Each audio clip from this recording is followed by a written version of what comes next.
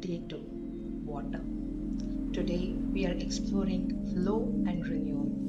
Water teaches us how to move, flowing, releasing, transforming. Let's create together. Day 2. Element water. Flow and renewal. Paint flowing water. Waves, spirals, dots. This is what happens when we let emotions flow instead of holding them. Use blues, purples, whatever you have. Add patterns, flowing lines, swirling spirals, scattered dots. Let your hand move like water moves. 10 minutes, let it flow.